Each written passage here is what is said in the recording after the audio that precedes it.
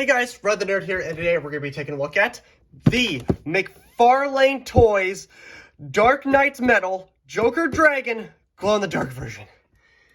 That name is quite the mouthful, and this is quite the box. This is a big, long box, and that is for a good reason, because the figure that was in this box is the longest figure I have in my entire collection. I have taken a look at very big figures. I've taken a look at small figures. I've taken a look at medium-sized figures, but this has got to be the longest figure in my collection, and you're going to see why in a second here. But take a look at the box here, and I'll explain more what the hell a Joker Dragon is and a Dark Knight's Metal Dragon is, and I'm going to explain what the hell a glow-in-the-dark edition is. I'm pretty sure you can already tell what the glow-in-the-dark edition is, so I don't really need to explain, but took a look at the box here. We got the Joker logo here, DC logo, and then on the side of the box here, or the top of the corner here, you got the McFarlane Gold Label Collection sticker there. On the back of the box here, we got what a Joker Dragon is, and this is amazing artwork on the back of the box here. This is amazing. The head here is fantastic. This is what actually sold me on the figure itself. Not just the overall design, but just the head itself. Just exquisite masterpiece quality here. And yeah, that's about it for the box. So let's take a look at the actual figure. And here is the figure, and yep, you can definitely see why this guy is the longest figure in my collection. This guy is huge and long, and my god, it's beautiful. So this is my second McFarlane Toys figure that I have taken a look at. I'm going to flip him around, actually, so you can get a better view of his glorious face here. This is actually the second McFarlane Toys figure that I own. The very first McFarlane Toys figure that I ever did a review on was the Futures End Joker bot, and he was also a glow-in-the-dark version of an already existing figure. But unlike the Joker bot here, this guy has not very noticeable glow-in-the-dark paint. Unlike the Joker bot, where you can definitely tell that he's been swimming in some sort of mysterious white liquid that disgusting naughty boy. But the Joker Dragon here, he's a lot more clean and a lot more sleek. You can definitely tell where there's obviously some glow-in-the-dark paint here, but it's not too excessive where it's distracting overall. And that might be because the already existing figure already is white to begin with, so they didn't really have to go full on out on the glow-in-the-dark paint, but there is a lot of glow-in-the-dark paint on this guy, from the way I'm feeling the figure right now and the smell, but just like the Joker bot, the tackiness and the smell wear off soon, but won't wear off is the amount of glow-in-the-dark paint that's on this guy, and it's very not noticeable on this guy at all. I mean, where I'm pointing out, like here, all that's glow-in-the-dark paint, but everything else just doesn't look like it has glow-in-the-dark paint on it. And the paint itself is actually really awesome. From the dry brushing gray on the spines and the scales on the top here, from even to the tip of the tail here, which is more like fish-like, and it is made out of, like, these fins here are made out of soft rubber here, so you don't need to worry about them snapping off. Same with the hair as well, with the waviness. I love the sculpting on the hair here, but the hair is also made out of soft rubber here. Everything else is just nice and thick, just plastic, from the spines I already mentioned, from the fins, or the gills on the side of his face there, and even the spines there as well. But yeah, this is just a fantastic looking figure. And this figure actually got nominated for the Toy of the Year for 2022. I didn't even know that there was a thing for, rewards for toys until literally just now when I was doing research on what the hell this figure even is. And this figure here got nominated for the Best Vehicle category, which is really weird, but this guy's actually compatible with actual different McFarlane toy figures, which is kind of funny, kind of goofy. It's cool and everything, but the scale is just completely fucked. It just looks really, really dumb, and it's not really to scale as in the comic. Speaking of the comic, what the hell even is this thing, and why does it exist? I'll tell you why it exists, because somebody did a lot of drugs and decided this was a great idea, and thank God that they decided to do hella drugs, because this is a fantastic design. But all kidding aside, this is from this character here, or this species, I should say, because he's not really a character, he's more of a species than anything else. But anyway, the Joker dragons, yeah, there's multiple of them, come from a comic called The Dark Knights, or Dark Knights Metal. It's basically another dark multiverse comic, and these guys are basically just, nobody really knows where these guys come from, but they're from the dark multiverse, and basically, they're minions for the Batman Who Laughs, where he captures one of them and stuff like that. So that's really cool. And they also have a really sick design in the comics, but I love that how weird and obscure something is, they can be turned into an actual good figure, and which is absolutely amazing here. And enough rambling, let's take a look at the actual, like, figure itself. I've already mentioned the paint and the, the dry brushing and everything, but let's take a look at the actual articulation, which is basically none, but the articulation that you do get is fantastic.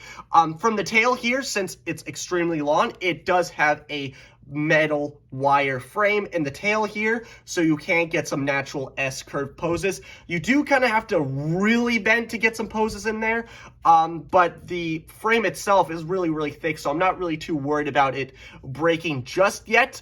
Over time, that wire is definitely going to get a little worn over time, and it is probably going to snap. It's just how it is. It's just life, but, right now, I feel very confident in just moving this tail around back and forth and just trying to get some really cool S poses and curves and everything like that.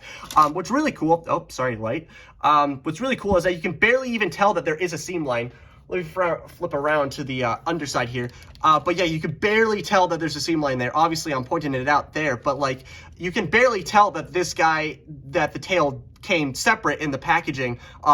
And it fits really, really nicely. It's really tug. It's not going to, waddle or anything. You really do have to pull it apart to get it to separate. But the seam line is just very, very nice. So enough talking about the tail end here. Let's get to the head end here. So the head is what sold me on this figure. This head is fantastic. I love everything about this head. From the Jabberwocky, kind of fins on the side of his head there, from the waviness of the hair, from the sculpting, just the evil looking eyes and everything, and the teeth as well look absolutely amazing. They're different sizes, and they're just nasty and ugly, and I love it. But for articulation on the head, he does have a ball joint at the head, so you can get some really, really decent poses out of the head. He can even just look, just slightly at you to the left or to the right, and he's just menacing. But he can't look up that far and look down that far. He does have a opening mouth, which is awesome, and the hinge joint, I feel that it won't become loose over time. It's not tight, but it's not overly loose. So I'm very confident that I can keep this guy, displayed with his mouth open, that it won't become loose over time. It's same with the ball joint at the head. It's very, very nice and tight, but not loose. And I forgot to mention the little gills on the side of his head there. Look really, really nice. But yeah, the design of it, it just really, really sold me on it, because it's very weird and obscure, and it's also, kind of, reminds me of the Moon King's final design, where he transforms into that, prehistoric fish thing. So that kind of, got me to buy this figure. But yeah, take a look at the inside of the mouth. I forgot to mention this.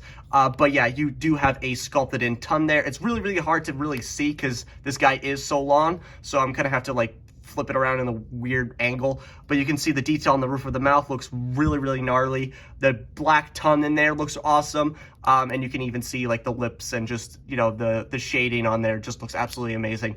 But for accessories, he doesn't really come with anything except for a stand, because he needs this to stand out, because if he doesn't, he's gonna flop around like he's a dead fish. So obviously you're gonna need a stand here, so you can just, stand him up there. So basically, it's kind of hard to do this when he's already kind of in a weird pose right now, because I'm trying to show him off. But yeah, basically this just cradles the bottom of his tail, and these just cradle the little spikes on the bottom of his body there. And you can flip around the figure.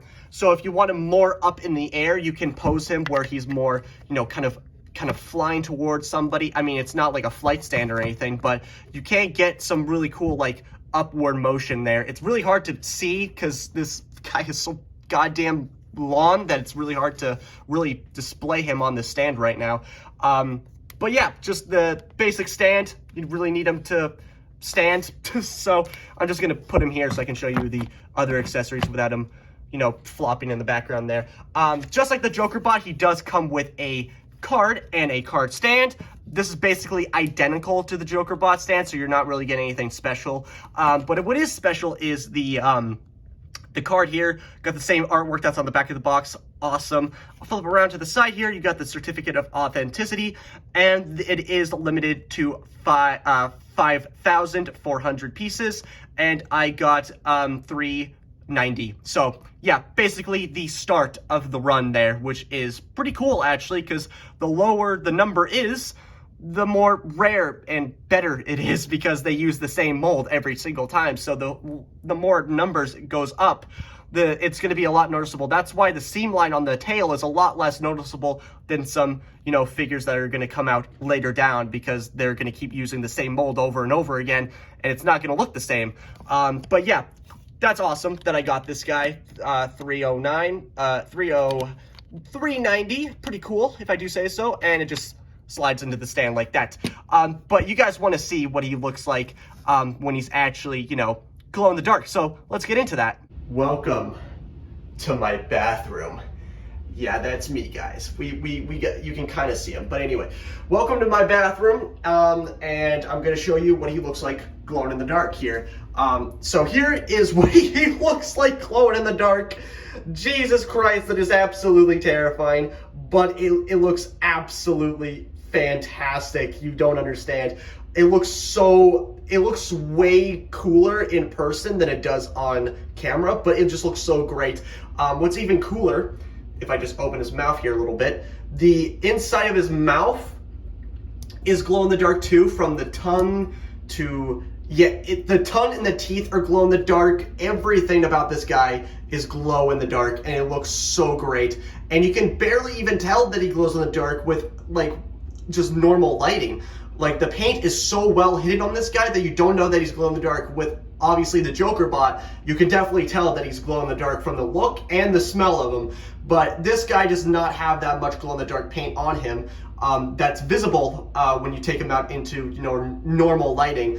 And I'm also not going to show you, you know, the card stand and the figure stand, because basically it's the exact same thing as the Joker bot, where the DC logo glows in the dark, but I just really wanted to show you what the actual figure looks like glow in the dark, and yeah, it just looks so menacing and badass. It looks great. So in conclusion, is this figure worth buying? Abso-freaking-lutely. This is a fantastic figure. If you love really obscure figures from really obscure comics, this is definitely a go-to.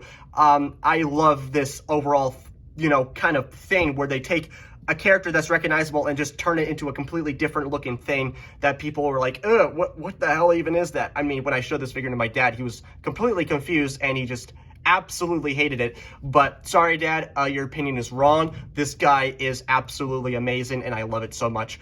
But yeah, I highly recommend getting this figure. Even if it's not the glow-in-the-dark version, it's basically the exact, excuse me, it's basically the exact same figure that they released previously, but you don't get the really cool glow-in-the-dark paint and everything like that. But yeah, other than that, that's going to do it for me, guys. Really hope you enjoyed this video. Like, comment, subscribe. I don't care what you do because the only time it is. So, bye, guys.